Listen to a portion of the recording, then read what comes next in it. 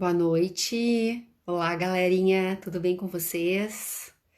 Estamos aqui então, mais uma segunda-feira, mais uma live endodôntica. Boa noite a todos. Como é que estão? Eu vou esperar um pouquinho aqui o pessoal começar a entrar e eu quero que vocês me deem um ok se vocês estão me ouvindo bem, porque deu um probleminha com o meu tripé e eu não sei se a minha voz não tá saindo um pouco abafada. Então, se a minha voz tá saindo ok, por favor, me deem um ok, um sim, um dedinho assim. Se vocês puderem me dizer isto, eu vou ficar muito grata, certo? Que eu não sei se hoje a voz vai sair tão bem. Mas enfim, então, gente, primeiro, mais uma vez, boa noite a todos. Obrigada por virem aqui me assistir. Eu fiz um pouco diferente a dinâmica hoje e eu achei legal. Eu coloquei desde o fim de semana caixinhas de perguntas sobre as maiores dúvidas dos colegas sobre essa questão de urgências nesse momento, né? Como que a gente faria para abordar e tudo mais. Ah, obrigada. A Clarissa botou um ok ali para mim da merendeira. Obrigada. Isso aí, amiga. Muito bem. Muito obrigada.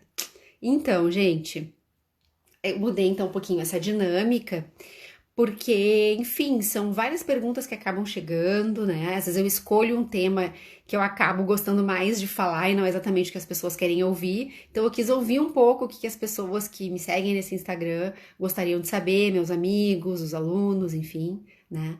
Então foi assim que aconteceu hoje, certo? Então tem alguns assuntos ali que depois vocês vão ver que realmente renderiam uma hora de aula, sem dúvida, né? Mas, enfim, vamos tentar resumir então um pouco as respostas dessas perguntas para a gente poder seguir isso aí direitinho, tá bom, galera? Então, eu vou agora tentar fazer algo que eu não tinha feito antes, que é compartilhar aqui as perguntas que foram feitas. Parece algo fácil aqui, vamos ver. Eu vou tentar colocar na ordem lógica que eu imaginei, tá? Bom, vamos ver aqui, ó. Vai aparecer. Vocês estão vendo a figurinha de pergunta, né, gente? Dicas para uma boa anestesia em pulpites. Não vale intrapoupar. Vocês estão vendo isso aí? Me deem um ok, por favor. Não sei se a pessoa que fez essa pergunta tá por aqui, mas espero que ela esteja. Senão a live vai ficar gravada por 24 horas e aí ela pode tentar ver. Bom, então só me deem um ok se vocês estão vendo a pergunta. Ok, obrigada, Dai. Obrigada, Débora. Beleza, ótimo.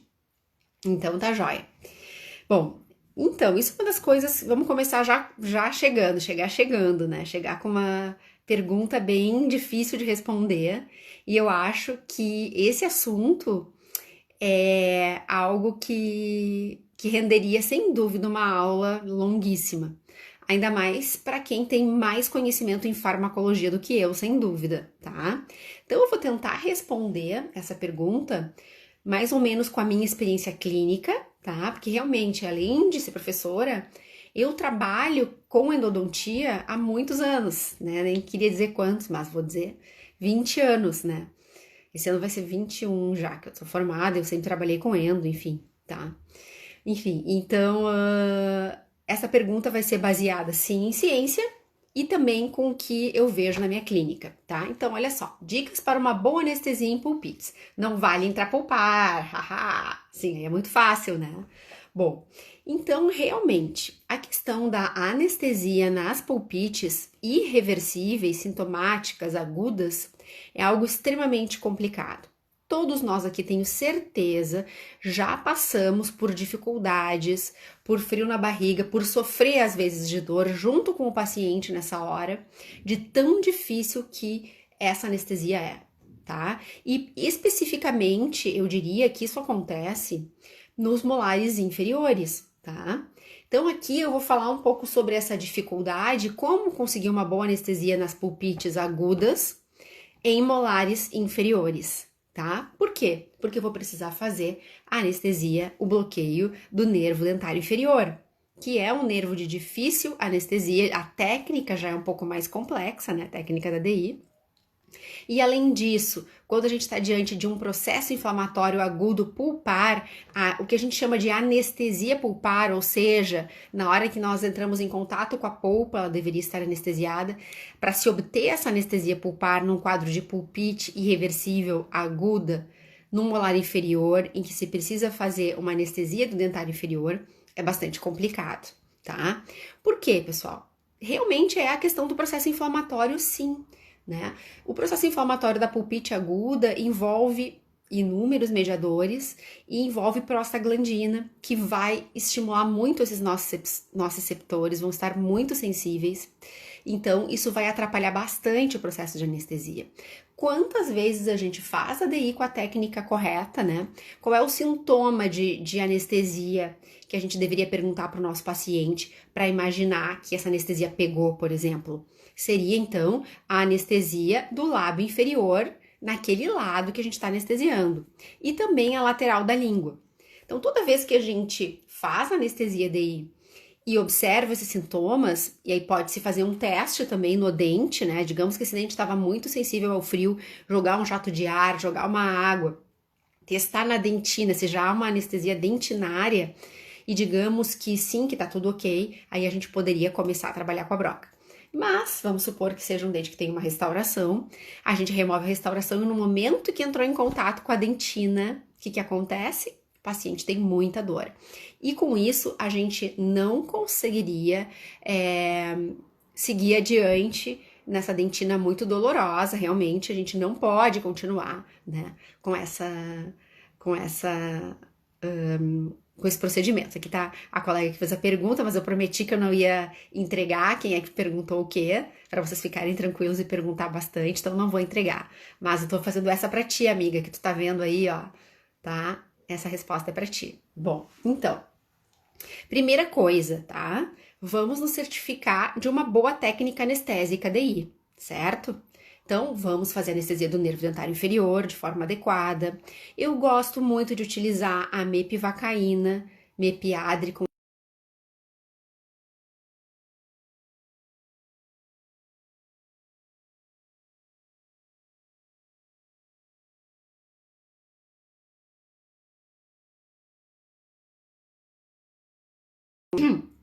já aconteceu comigo, deve ter acontecido com vocês também, de o paciente ter aquele sofrimento, né, durante a abertura, até o momento em que a gente chega na polpa, consegue fazer uma intrapulpar, e aí quando acaba o procedimento, dali a 1 hora, o paciente diz: ah, doutora, agora que pegou a anestesia. Gente, eu acho isso, assim, super frustrante, né?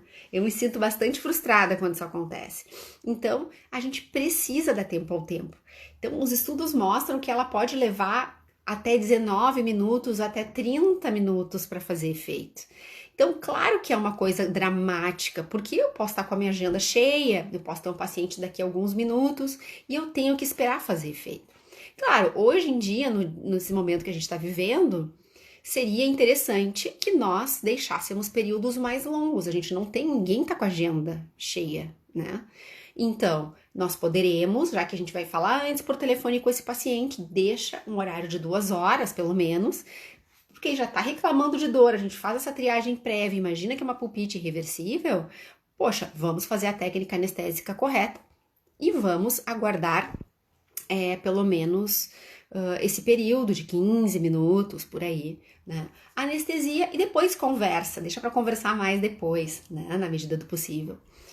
Ó, e aí a Bruna Rosa, que fez um trabalho, a gente até já falei sobre o trabalho dela numa outra live, a doutora Bruna, ela é minha aluna, foi minha aluna porque ela já concluiu o curso de especialização na BO do Rio Grande do Sul, e ela verificou na sua revisão de literatura a associação com alguns medicamentos. Então, o ansiolítico prévio, o uso de ansiolíticos, como a doutora Bruna está colocando aqui, pode ajudar. Por quê? Muito da dor, eu devia ter chamado a Bruna para falar sobre isso junto comigo, acontece por conta da ansiedade também, certo? Então, mas além disso, vamos falar em todo esse passo a passo, certo? Então, nós fizemos a anestesia, então, do nervo dentário inferior, aguardamos o tempo. É importante o paciente relatar aquele sintoma de lábio anestesiado, não adianta ter só a língua anestesiada, significa que eu não peguei o meu DI, peguei o lingual, tem que estar com o lábio anestesiado, ponto, tá? metade do lábio, obviamente, naquele lado onde nós fizemos a anestesia, tá? Eu gosto de fazer de início, quando eu já estou com uma pulpite bastante aguda, 2 tubetes de mepiadre, tá? Na sequência. Às vezes, né, pessoal, os estudos mostram que até não é essa quantidade. Às vezes, o fato de eu ter feito 2 anestesias, 2 tubetes de anestésico, significa que eu dei mais tempo ao tempo para a anestesia ocorrer. Às vezes é mais uma questão de tempo do que uma questão de quantidade. Mas, como eu falei que eu ia dizer como que eu faço 2 tubetes quando o paciente já vem com muita dor, certo? E aí a gente faz os testes no lábio, né? E para ver se isso tá bem anestesiado e os testes em dentina, certo? Então, dei todo o tempo, o paciente realmente, a gente percebe que o paciente já tá falando torto e tudo mais. A gente estimula a dentina, o paciente não tá sentindo. Se ele estiver sentindo um pouquinho ainda, tem que esperar mais um pouco, tá?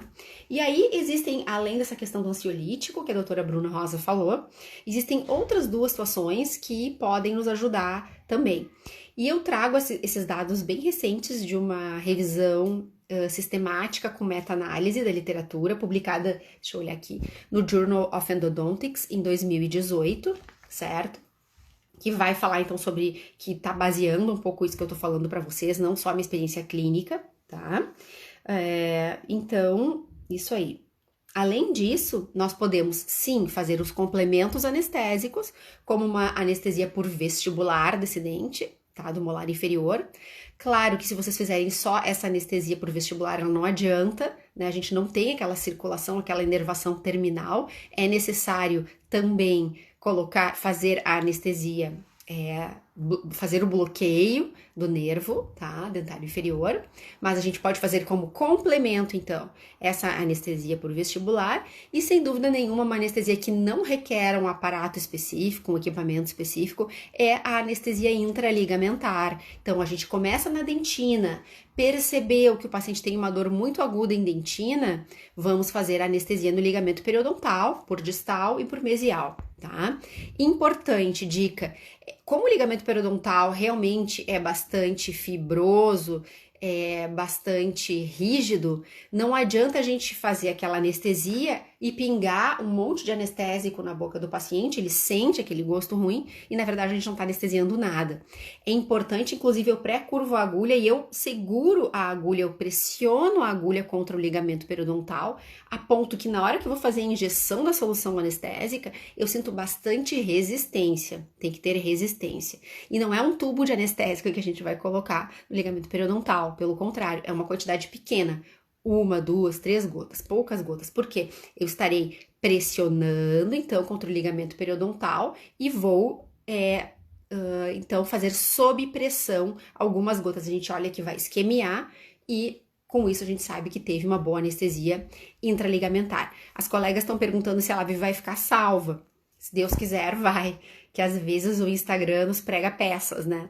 Então eu espero que sim, que dê tudo certo, gurias. Então eu acho que sim, vamos tentar, tá? Eu sempre tento fazer, deixar salvo, só não posso garantir, porque, né, o Instagram às vezes resolve não funcionar como a gente gostaria, tá? Mas então, além então da complementação da anestesia por vestibular, anestesia intraligamentar, nós podemos fazer uma pré-medicação sistêmica. Não é sempre que a gente vai conseguir fazer isso, porque pode ser que o paciente venha e a comunicação que a gente fez prévia por telefone, nós não podemos identificar essa necessidade. Mas, mais uma vez eu repito, e eu já falei isso em outras aulas, eu fiz uma masterclass com a Karina Caporal sobre isso, né, gente? A gente tem que se reestruturar. O momento da odontologia é outro. A gente até nem sabe se vai voltar exatamente como era antes. Então, como hoje eu preciso fazer uma entrevista prévia com o meu paciente, pelo menos para ver se ele é um paciente com suspeita de Covid, eu posso aproveitar, existem questionários específicos em que a gente pode fazer esse questionamento sobre a dor do paciente, tentar fazer um pré-diagnóstico também. Então, se eu conseguir identificar que se trata de uma pulpite sintomática aguda, eu poderia, por exemplo, prescrever uma medicação em dose única. Qual seria? Então, essas aqui são medicações que clinicamente eu acho que funcionam e que também foram retiradas desse artigo do Journal of Endodontics. Inclusive, para quem faz parte do meu grupo de WhatsApp, eu vou colocar esses 2 artigos, tá? Essa minha fala aqui é baseada em 2 artigos, um do Journal of Endodontics e um do JADA, tá?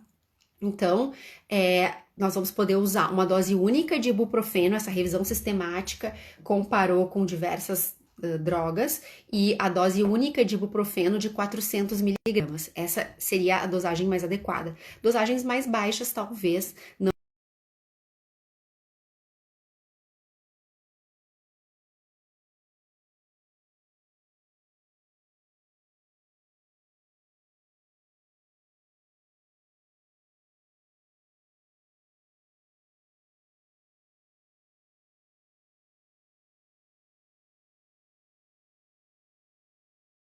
diagnóstico, nós tivéssemos noção de que aquilo se trata mesmo de uma pulpite e não um quadro de abscesso, por exemplo, que pode até nos prejudicar. A prescrição única de anti-inflamatório nas infecções endodônticas, que a gente já falou algumas vezes por aqui, tá, gente?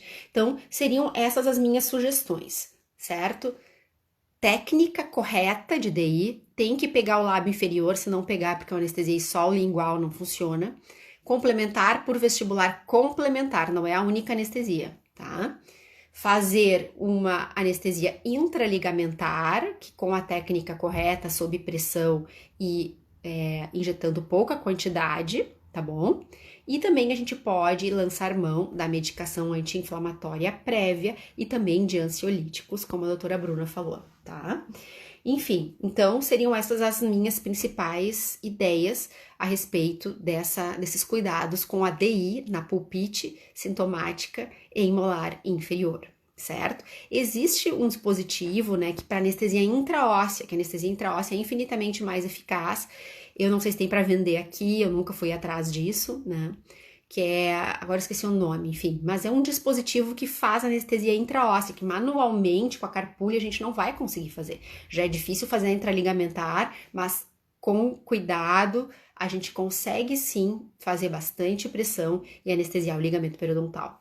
Muitas vezes apenas isso associado a DI vai sim conseguir que a gente tenha uma anestesia. Ah, eu não quero, a colega colocou ali, não vale intrapulpar, né? Mas eu acho assim, pessoal, cheguei na cavidade pulpar, se o paciente não tiver aquela dor aguda, super intensa, que é super desagradável, e tiver uma dor mais moderada, ou mal e mal sentir quando a gente chega na câmara pulpar, eu não vejo problema. E nesse momento, se ele tá praticamente 100% anestesiado, eu posso fazer, por exemplo, uma intrapulpar com um pouco mais de tranquilidade, sem dar aquele susto tremendo no paciente, sem ser aquela tortura medieval, né? Então, eu acho que se a gente consegue usar desses artifícios, poxa, não fiz medicação prévia com anti-inflamatório, meu paciente é alérgico, ele não pode usar essas medicações, nós vamos fazer a técnica anestésica correta, o complemento, e eu provavelmente terei condições de chegar naquela polpa com conforto, talvez não 100% anestesiado, talvez, mas não vai ser aquela coisa tão medieval. E aí eu posso fazer aquela intrapulpar com um pouco mais de tranquilidade, sem tanta culpa, sem tanto peso na consciência, tá? Então essa era a primeira pergunta de hoje. Até vou acelerar, eu sabia que eu acho que essa pergunta ia demorar mais, que ela precisava um pouco mais de embasamento. Deixa eu pegar aqui a segunda. A segunda pergunta, na verdade, foi feita ontem, anteontem, enfim, e saiu aqui dos quadradinhos. Eu acho que eu não vou encontrar. Então, para eu não me atrapalhar, eu vou falar para vocês. Eu anotei aqui o que a colega perguntou, certo? Que tem a ver mais ou menos com essa questão de dor. Tentei agrupar. Ela pergunta, deixa eu ver onde é que eu anotei aqui. Opções medicamentosas para as urgências sem intervenção clínica. Ou seja, eu acho que é mais ou menos isso que a colega quis dizer, tá?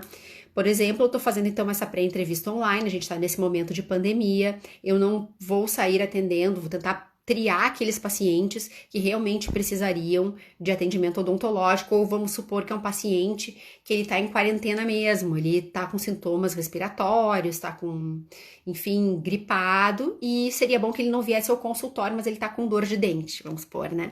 Quais medicações a gente pode utilizar?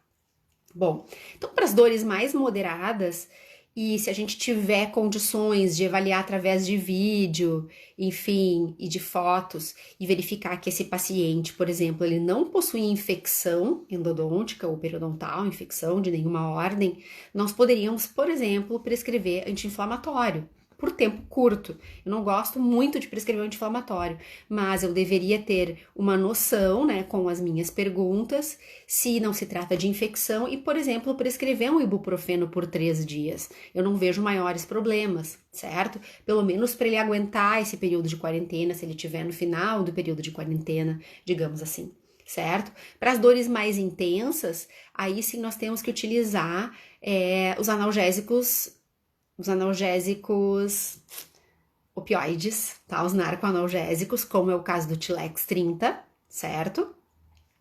E podemos intercalar se após as 6 horas, esse medicamento, a posologia dele é de 6 em 6 horas. Se antes dessas 6 horas o paciente vier a ter dor intensa, ele pode intercalar, por exemplo, com uma dipirona de 500 miligramas, observando pelo menos um intervalo de 3 horas entre cada medicamento, porque tanto a dipirona como a codeína, o paracetamol mais codeína, que é o Tilex, tem essa posologia de 6 em 6 horas, então eu poderia, por exemplo, ele poderia tomar o Tilex, dali a 3 horas ele tomaria a dipirona, depois dali a 3 horas o Tilex, até que ele possa espaçar um pouco mais. É uma outra opção para quando o paciente não consegue vir ao consultório logo na sequência, tá?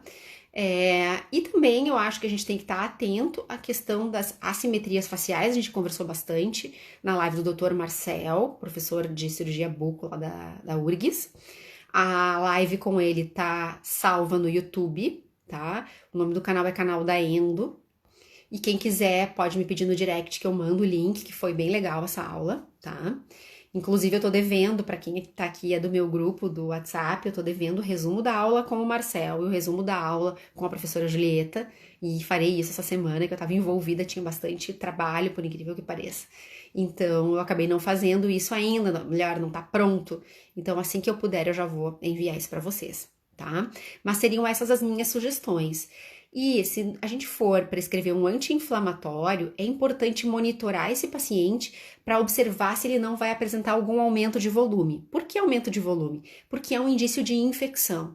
Então, se por acaso eu me enganei nessa conversa prévia, telefônica ou por vídeo com o meu paciente e eu verifiquei que sim, ele está desenvolvendo uma infecção, bom, aí a gente vai interromper, o paciente vai ter que vir até o consultório para a gente ver qual é o tipo de intervenção que tem que ser feita e talvez sim prescrever antibiótico.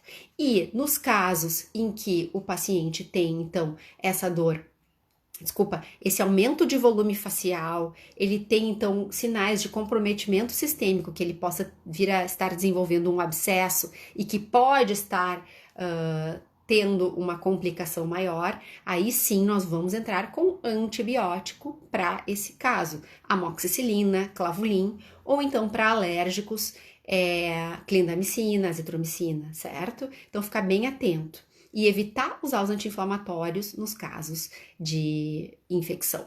Deixa eu ver uma pergunta aqui do Dr. Paulo Stocker, meu querido colega, ou da doutora Júlia, não sei, que aqui está logado como clínica Stocker. O anti-inflamatório pode diminuir a resposta de defesa do paciente com virose. Falar antes com o médico. É verdade, Paulo, tu tem razão, ou Júlia. Não sei qual dos dois que tá falando aqui. Temos que tomar cuidado, sim, né? Inclusive, no início da pandemia, tava se falando que a gente não deveria dar o ibuprofeno, depois isso não ficou bem claro e eles liberaram o uso do ibuprofeno, enfim. Mas é importante, assim, se o paciente tiver com virose, tem que tentar fazer essa diferenciação, né? E se o paciente realmente estiver com a COVID, talvez não seja a melhor opção e a gente tenha que usar somente um analgésico mais potente, como o Tilex.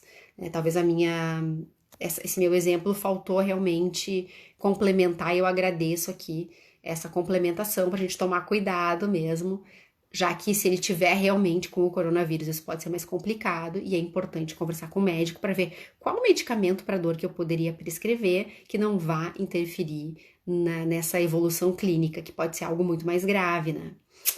Bom, beleza. Vamos ver agora a próxima pergunta que eu vou tentar colocar aqui. É o Paulo. Beijo, Paulo. Obrigada, viu?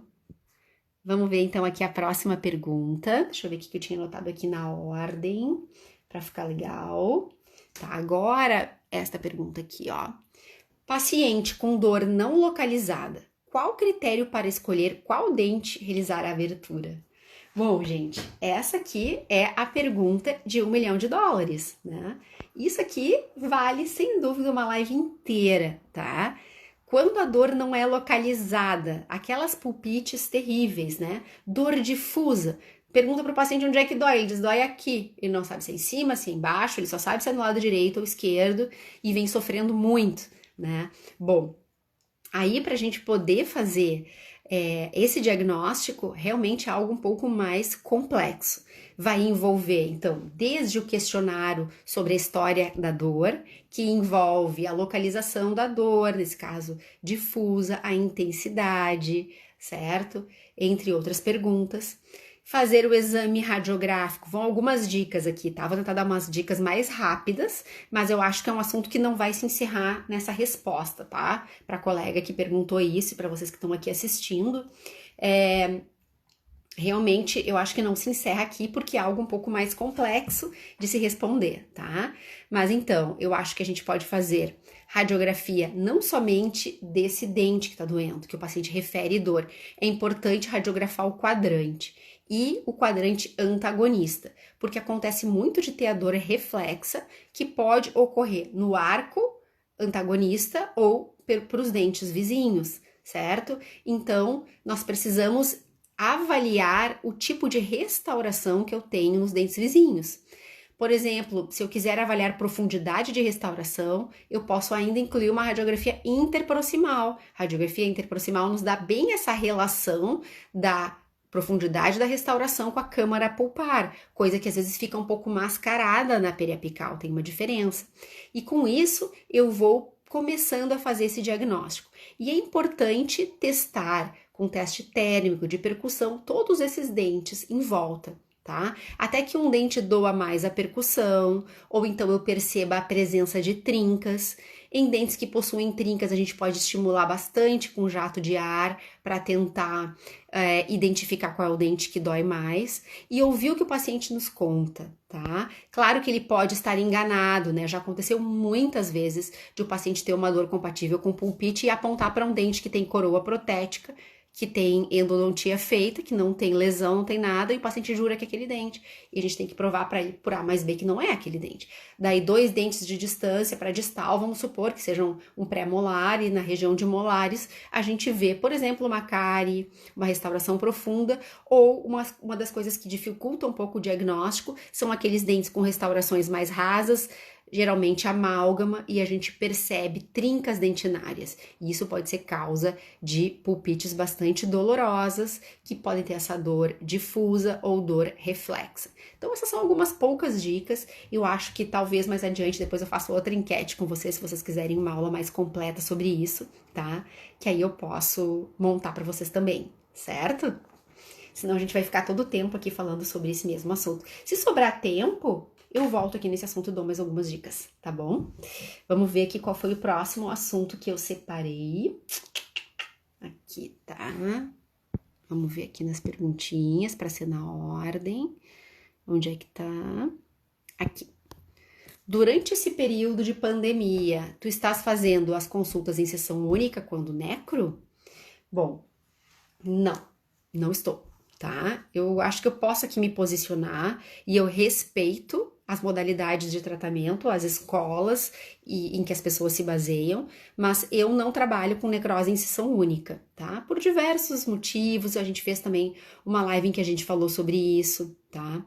Mas principalmente porque a infecção, ela não se restringe ao canal principal, ela está no sistema de canais radiculares. Então, mesmo na situação agora de pandemia, eu não gosto de fazer sessão única, eu acho que a gente tem uma grande chance de ter flare-up, de ter abscesso e também de a longo prazo isso mostrar um insucesso, tá? Primeiro que para a gente poder fazer uma endodontia de necrose em sessão única, eu tenho que ter soluções irrigadoras bem mais potentes, eu tenho que ter um protocolo bem mais agressivo na hora de fazer essa sessão única.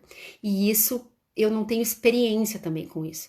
Eu acho que não tem nenhum problema em se fazer um bom preparo químico-mecânico, porque é óbvio que vai depender do preparo químico-mecânico adequado, independentemente do sistema, da forma de agitar a solução irrigadora, da solução irrigadora, desde que ela seja bem indicada, né? Mas eu vejo sim que é importante a colocação de uma medicação entre sessões e eu uso hidróxido de cálcio.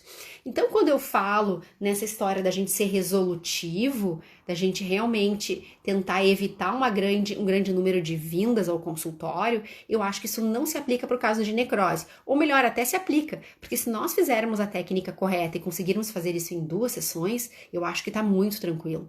Cada vez mais no dia a dia, não sei se vocês têm essa impressão, quem já voltou a atender, quem está atendendo urgência, eu pelo menos estou conseguindo lá na clínica montar um protocolo de biossegurança, estou me sentindo um pouco mais segura, tá? Não sei, semana que vem não vou aparecer aqui com coronavírus, né? Deus o livre. Mas eu estou me sentindo um pouco mais segura, então é óbvio, não estou trabalhando enlouquecidamente, a minha clínica tá fechada, a gente tá atendendo só a urgência, mas a gente se organizou, a gente tá fazendo consultas mais longas, dá tempo de fazer toda a higienização, tô super paramentada e tudo mais. Então eu acho que essa segunda vinda ao paciente da necroinjeção única não vai prejudicar e não vai nos expor mais, tá? Claro, não vai ser legal se hoje eu vier e fizer só abertura, daí semana que vem eu preparo um canal, daí na outra semana eu preparo outro canal, daí na outra semana eu preparo outro canal. Não.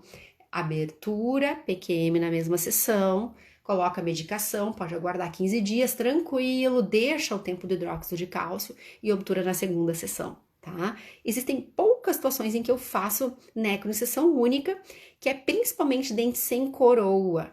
Aí sim fica complicado, se tem algum provisório com pino, eu não gosto daquilo, porque aquilo ali cai, né? E se a gente tá com a pasta de hidróxido de cálcio, se contamina muito fácil, uma pasta, ela se dilui. Então, principalmente nesses casos sem coroa, aí talvez eu abrisse mão de fazer 2 sessões e abrisse essa exceção, tá? Mas para mim, na forma como eu trabalho, na escola que eu sigo, que eu estudo, eu me sinto melhor assim. Eu não tenho mão para fazer necrose em sessão única, sinceramente, tá? Então, é a forma como eu trabalho e por isso. E não tá nada de errado quem trabalha bem e conhece a técnica e gosta de fazer a necro em sessão única. Só para mim não funciona, certo? Vamos ver a próxima perguntinha aqui. Peraí, acho que eu tô conseguindo fazer certinho, né? Aqui, outra pergunta que também tem a ver com infecção, que tem a ver com necrose. É muito ruim o tricresol? Uso quando não finalizo em uma sessão e amo. Me sinto ultrapassada. É super bem-humorada essa pergunta. Não, eu acho que não é questão de ser ultrapassada. Eu acho que tudo tem uma indicação. E o tricresol, ele tem cada vez menos uso. Ele tem um uso muito específico. E eu não uso dessa forma como a colega uso um pouquinho diferente, tá? Que é a forma como eu acredito que funcione melhor, certo? Então, o tricresol, ele não é para tudo. Pelo contrário, tem escolas, inclusive, que abominam, que não falam essa palavra tricresol formalina, ou formocresol, que também talvez pudesse ser usado, tá? Mas o que acontece, gente? O tricresol formalina, ele não foi feito para ser usado como medicação intracanal entre sessões. Ele é chamado de medicação prévia, tá? Ele faz uma neutralização prévia do conteúdo. Como que é isso? Por ele ser, o mecanismo de ação dele é por volatilização, ele libera gases que vão fazer a neutralização do conteúdo tóxico séptico, ele deve ser utilizado à distância da região periapical. Então, geralmente, como que isso é feito? Em um dente necrosado, e aí assim, ó, gente, isso realmente não tem, nesse caso, não tem nenhuma margem para dúvida. Apenas na necrose pulpar, ele não deve ser utilizado em polpa viva, tá? Fazer mumificação de polpa, isso não pode ser feito, tá? Existem outras formas de trabalhar com a polpa viva. Então, necrose, tricresol formalina, situações específicas em necrose pulpar, tá? Como é que seria isso? Medicação prévia, eu tive tempo de fazer apenas a abertura coronária. Bom, aí eu vou colocar num chumaço de algodão uma quantidade ínfima. A gente nunca pinga na bolinha de algodão o tricresol, pelo contrário, a gente vai com aquela bolinha estéril e entra em contato com a tampinha, com o frasco. E é o que a gente chama de cheirinho de tricresol, não precisa cheirar a bolinha de algodão. Eu quero dizer com isso que a gente não molha o algodão com o tricresol, a gente mal encosta, ele já é super forte, coloca na câmara pulpar e sela, antes mesmo até de fazer a exploração. Quando que é a situação que eu mais gosto de usar o tricrisol e eu acho que funciona?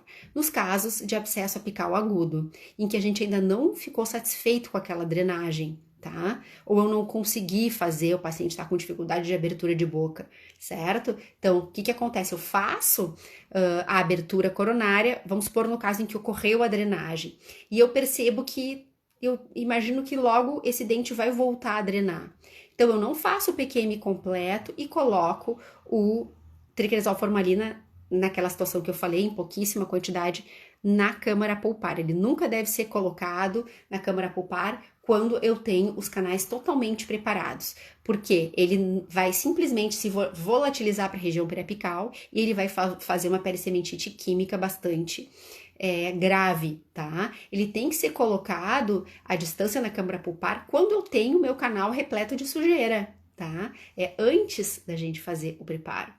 Ou no máximo uma exploração, por exemplo, no caso do abscesso apical agudo em evolução, em que eu faço a exploração apenas com um instrumento bem fino e eu não tenho drenagem. Aí eu posso usar em pequeníssimas quantidades o tricresol e aí fazer o tratamento medicamentoso sistêmico, tá? Então, acho que ele não pode ser utilizado após o PQM finalizado. Ele tem que ser utilizado como medicação prévia quando a gente faz apenas a abertura coronária, e eu acho que isso cabe principalmente hoje nos casos de abscesso apical agudo, em que a gente não quer já colocar o hidróxido de cálcio porque acha que vai continuar drenando, e isso pode entupir o canal e o paciente daqui a 24 horas voltar a ter dor, tá, gente? Então, eu penso que poderia ser dessa forma. Qualquer coisa, vamos fazendo mais perguntinhas aqui. Se sobrar um tempinho hoje mesmo, eu já respondo. Se não, a gente pode falar no direct, ou então a gente faz outra live, tá? Não tem problema nenhum. Se por acaso passou alguma pergunta que eu não respondi aqui, vocês podem me lembrar e me perguntar depois, tá bom? Então, vamos ver aqui a próxima pergunta. Tarará. Aqui, então, eu vou falar um outro assunto que foi me perguntado nos comentários, não foi feita a pergunta na caixinha de mensagem, então não vou conseguir colocar aqui para vocês. Obrigada, Sara. Legal. Então, a colega perguntou a respeito do flare-up, né? Realmente é algo bastante desagradável e como fazer para evitar?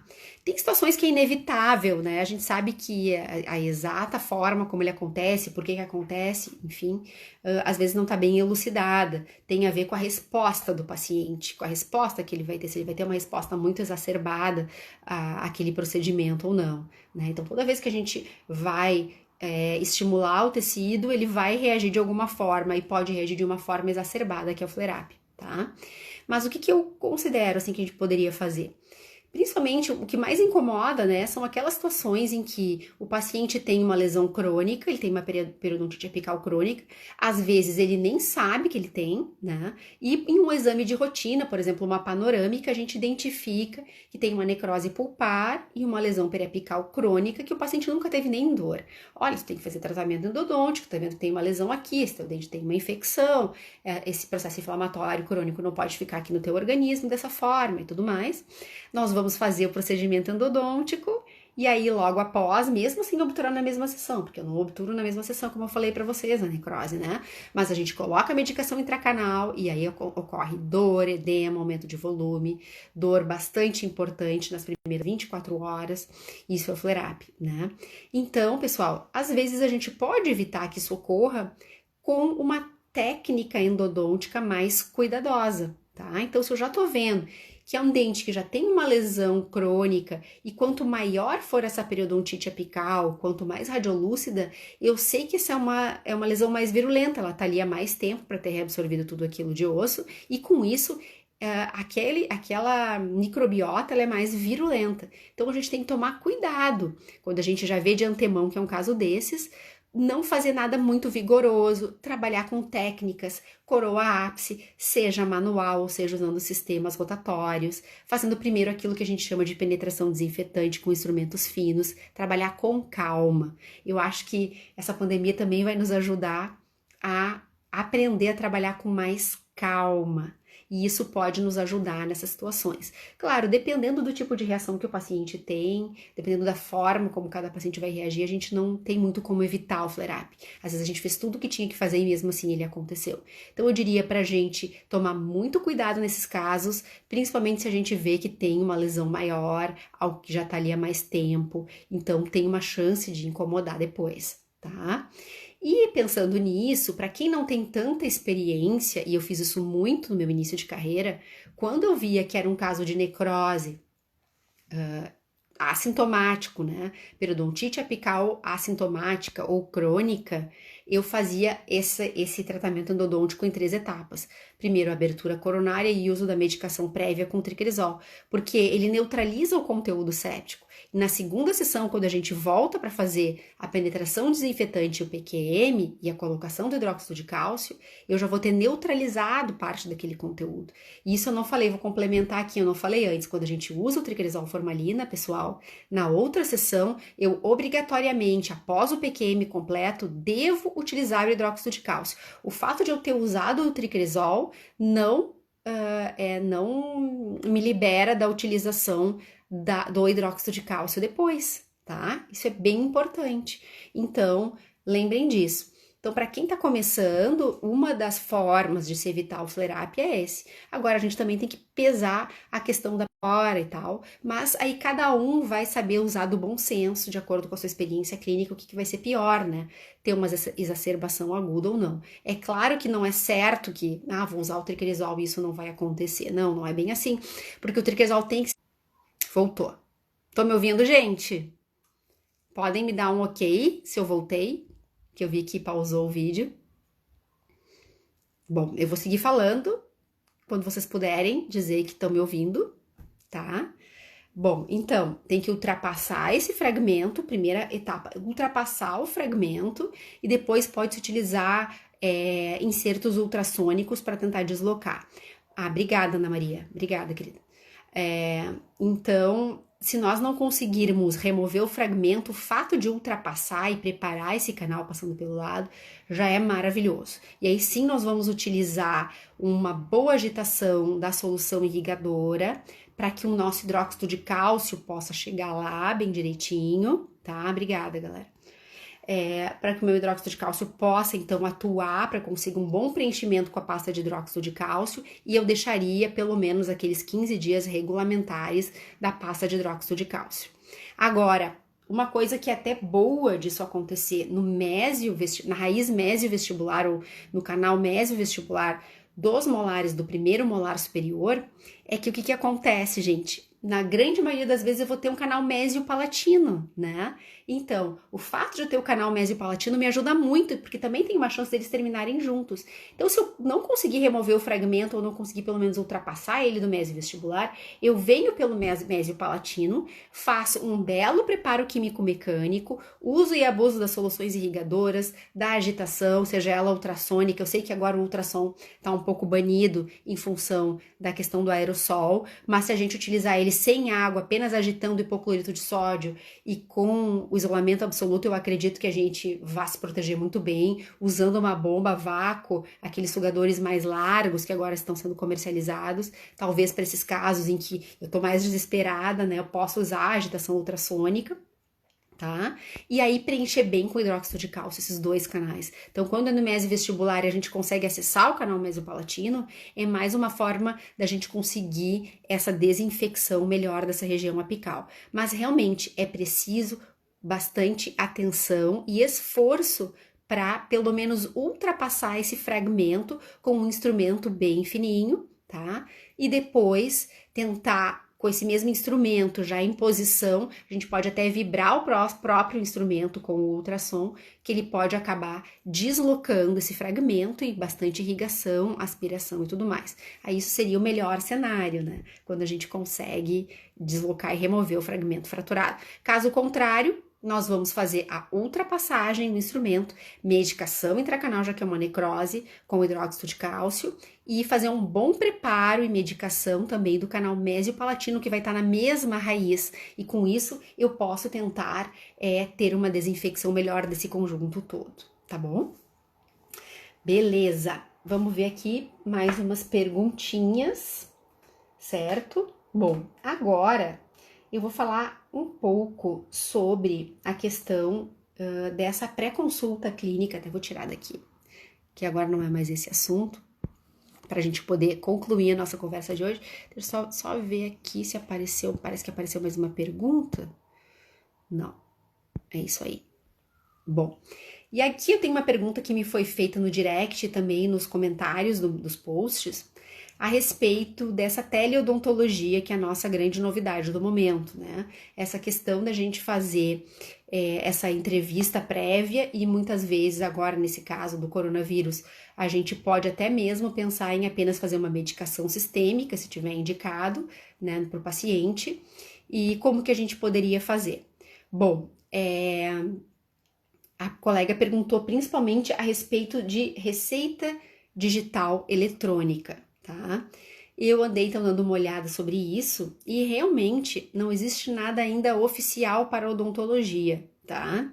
O que acontece? A gente sabe que existem plataformas em que os médicos, plataforma do Cremers, existe uma outra plataforma, agora não me recordo o nome, mas que ela serve para quem é médico, então para o Cremers, né, quem tem CRM, fazer essa prescrição digital e você pode chegar na farmácia, o paciente chega com QR Code daquela prescrição digital que é feita através dessa plataforma, o médico prescreve para o seu paciente, tá? Eu acho que isso provavelmente, rapidamente, a odontologia vai acabar tendo, que eu acho bem interessante, porque às vezes a gente precisa fazer alguma prescrição mesmo, sem o paciente ter ido até a clínica. Então, acho que talvez isso logo já vai ter pra gente também, tá?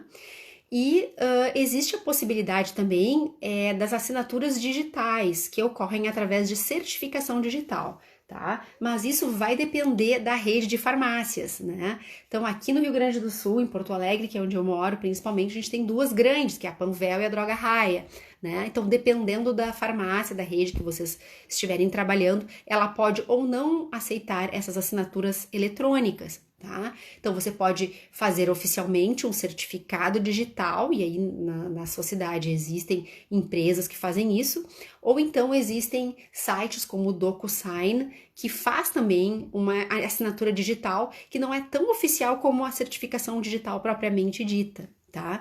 Mas eu acho que a odontologia ainda vai evoluir nisso e nós vamos ter mais respostas. Se não, gente, em último caso, prescrevam no bloco de vocês e peçam para o paciente pegar na clínica, enfim, né? Que é o que a gente acaba fazendo muitas vezes, tá? Mas eu acho que é um assunto que ainda vai evoluir bastante na odontologia, tá? Então, vamos ter talvez novidades, certo? Bom, gente, deixa eu ver o que é mais que eu tenho aqui para falar para vocês. No fim, acabei falando rapidão, tá?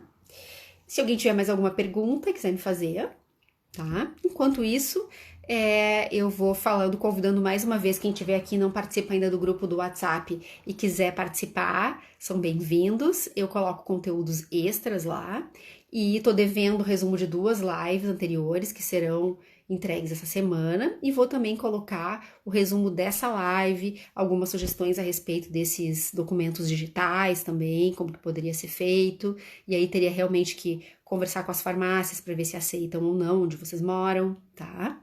E também eu queria aproveitar para fazer um convite para quem não assistiu, vai sair do ar amanhã ou depois a Masterclass que eu fiz com a Karina Caporal a respeito do enfrentamento da crise nesse momento que a gente vive, do consultório, tá? Tanto na questão de fidelização de pacientes, uso do Google para fazer anúncios e também o diagnóstico e tratamento das urgências. A gente tem conteúdo gratuito nessa Masterclass, o link tá no meu perfil aqui do Instagram, do Instagram, isso. E também as inscrições estão fechando amanhã ou depois no máximo, tá? Eu não tenho exatamente se é amanhã, terça ou quarta que a gente vai fechar as inscrições.